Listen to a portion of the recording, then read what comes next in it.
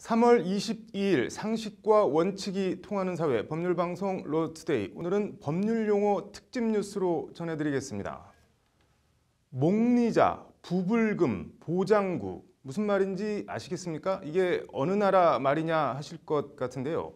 나름 대학도 나왔고 법률방송 기자로 뉴스를 진행하고 있는 저도 태어나서 처음 들어보는 단어이고 당연히 무슨 뜻인지 전혀 짐작도 못하겠습니다.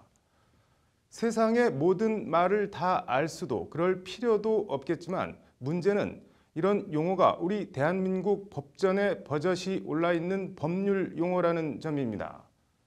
저희 법률방송이 법제처와 함께 연중기획으로 어렵고 멀기만 한 법률 용어 쉽게 바꾸기, 국민이 알기 쉬운 법령 만들기 캠페인 법률 용어 이제는 바꾸자를 시작합니다. 먼저 석대성 기자입니다. 지난 1월 이낙연 총리 주재로 열린 법제처의 2018년 업무계획 보고자입니다. 김혜숙 법제처장은 업무 보고를 통해 2018년은 문재인 정부 국정운영 2년차라며 공정하고 정의로운 사회정착을 입법으로 가시화하겠다고 말했습니다. 김혜숙 법제처장이 밝힌 계획의 핵심은 차별법령 정비와 알기 쉬운 법령 만들기입니다. 그에 따른 또 소관 부처에서 하시는 부분들이 있고 그에 따른 법령이 정비가 되어야 되는 부분이 있습니다. 저희가 하고자 하는 부분은 행정과 입법 부분에 있어서 목리자, 부불금, 보장구, 앞서 앵커가 언급했는데 도대체 이게 무슨 뜻일까요? 이런 말들이 우리 법전에 얼마나 있을까요? 일단 목리자는 이익을 보는 사람, 부불금은 나누어 지급하는 돈, 일종의 할부금을 뜻하고 보장구는 장애인 보조기구를 의미합니다. 정확한 뜻을 알기는커녕 도무지 짐작조차 할 수 없는 이런 외계 용어가 우리 법령 도처에 산재해 있습니다. 이런 법률 용어는 크게 어려운 한자어, 일본식 한자어, 일본어 투 표현, 외래어와 외국어 등으로 나뉩니다.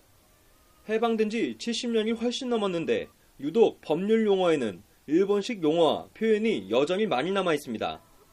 공교육에서는 필수 한자마저 제대로 가르치지 않으면서 국민의 일상과 직결된 각종 법령에는 한자 깨나 안다는 사람도 해석 불가능한 한자어가 여전히 쓰이고 있는 겁니다. 이런 말을 쓰다 보니 각종 법령의 문장은 더 꼬이고 꼬여서 읽어 내려가기조차 힘든 경우가 대부분입니다. 실제 지난해 한 여론조사기관의 설문조사 결과 국민 10명 가운데 8명 이상이 법령을 이해하기 곤란한 경험이 있었던 것으로 나타났습니다.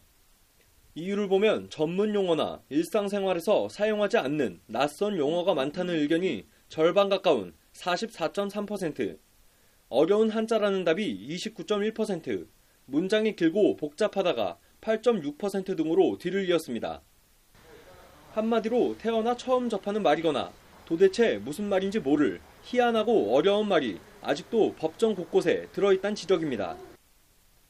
심지어 변호사 등 법률 관련 종사자도 10명에 6명 가까이 법령을 이해하기 곤란했던 경험이 있다고 답변했습니다. 첫 번째는 아직도 일본식 그 표현이 많이 남아있고요. 아직도 좀 어려운 그런 법률 용어를 그대로 쓰는 경우가 많아서 판결도 전부 한글화되고 있으니까 전부 다 한글로 좀 바꾸면.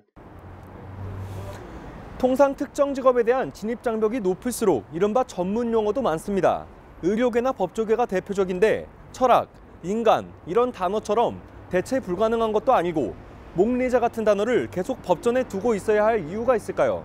그들만의 리그가 아닌 법률 수요자, 일반 국민을 위한 용어, 저희 법률방송이 법률 용어 이제는 바꾸자를 시작하는 이유입니다.